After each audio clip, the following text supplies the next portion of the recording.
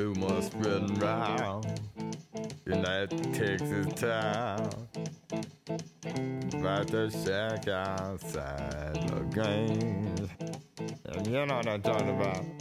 Just let me know if you wanna go to that home out on the range. They got a lot of nice girls.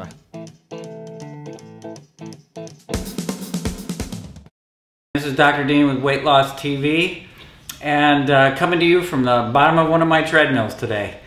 I want to talk a little bit about heart rate monitor use today, and you know, we use downloadable heart rate monitors in our program, and you should probably use a heart rate monitor if you're trying to do anything physical. Without using a heart rate monitor, it's kind of like driving a car without a speedometer or a tachometer. You kind of know how fast you're going, but try telling that to the cop when he stops you. Using a heart rate monitor when training allows you to do a couple of different things. It allows you to keep your body, first of all, in a safe zone, and second, it allows you to accomplish things cardiovascularly, as well as tapping into certain types of fuel that your body has. We have two types of fuel. We have carbohydrates and we have fats. And even the most elite level athlete, if you ever seen a marathon, and after the little guy from Kenya kicks everybody's butt and does an interview, they'll usually show Joe Blow who collapses. And one of the reasons he may have collapsed is that he ran out of fuel. And what I mean by that is you and me and just about everybody else has approximately 2,000 calories of stored carbohydrates as fuel. And that isn't very much, because in a racing situation it's not unusual to utilize 1,000 calories an hour. And chances are Joe Blow at the end of 2 hours was out of fuel. And sometimes that can even be a life-threatening situation. Yeah. The little guy from Kenya, even at probably 5% body fat, has more stored calories as fat than he does as carbohydrates. So if you think of that, think about somebody that's trying to lose weight. Think about yourself. Do you think you have more stored calories as fat as you do as carbohydrates? You got more stored calories as fat. So when you're trying to lose weight, you don't want to just lose weight. You want to lose the fat. And one of the best ways you can do that is by utilizing very specific heart rates that are tailored to you particularly, so you can tap into those fat stores. What we use to establish those heart rates is something called the Karvanan method.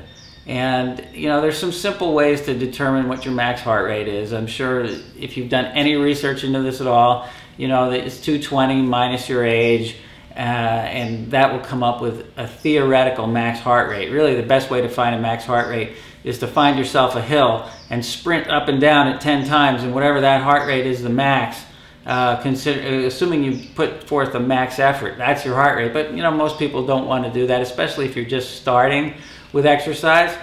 But the difference between just doing 220 minus your age, I want you to find your resting heart rate, and usually done best thing first thing in the morning. You take your pulse, and usually 3 mornings in a row, and then average that out, and that will give you a good idea what your resting heart rate is. So you do 220 minus your age, then minus the resting heart rate, okay? And then take 70% of that number and then add back in the resting heart rate, and that will give you a pretty good place for where you should probably be training, at least initially. And that will cause you to actually tap into those fat stores. Now at the beginning, every elite athlete that trains like this, at the beginning of a season, it's called base training. And those first 2 weeks, there's old ladies in walkers that are passing you, because your body is developing a cardiovascular base. And once that cardiovascular base is made, what you'll notice is, say that your training heart rate came up with 140 beats a minute. Initially, you know, maybe it's a brisk walk in order to get yourself to 140 beats a minute. And then after about 2 weeks, all of a sudden, you got to get up to a jog to get to 140 beats a minute. And then another week goes by, it's almost like a run to get up to that 140 beats a minute. Now you know that you're developing that cardio base. And now working at that, you can actually put more work in, burn more calories, and start really tapping into your fat stores and dropping the weight. One of the things that we do when we weigh people is we constantly are calculating not just their weight, but their body fat, and then figuring out, like if somebody lost 3 pounds and they dropped 0.5% of body fat, we will calculate out what percentage, how much of that 3 pounds was fat. And we're shooting for 95 to 100% of it to be fat, because frankly, if you're trying to lose weight, again, you're trying to lose the fat. Now with heart rate monitor training, we use pretty sophisticated heart rate monitors that you can buy. You can buy a heart rate monitor for 50 bucks, but you know, it'll give you some information, but it won't allow you to track it. Now, what we do is we use Polar 400S's that that come with software that allow us to download your workouts and actually create a calendar, so that you know, if somebody hasn't downloaded in a week, you know, a lot of times you forget exactly what you did. And what that allows us to do, it allows us to see how much time you put in, what heart rates you worked out at, what intensities, and then we have a total caloric burn. Now you put that together with what you're eating, your goal is going to be 1 to 3 pounds a week. That's the formula that we look for when we're working with people, is what amount of exercise and what kind of food intake is going to allow them to lose 1 to 3 a week. And once we've got there, we just keep going. There's a whole heck of a lot more on heart rate monitor training, and I'll probably pick that up in some later episodes.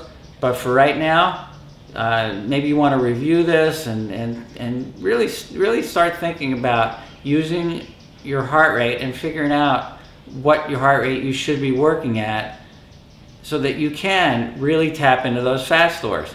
Because it's no point in just being skinny fat.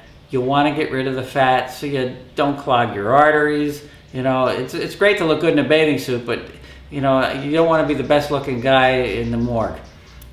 Once again, this is Dr. Dean with Try for Life and Weight Loss TV. We'll see you next time.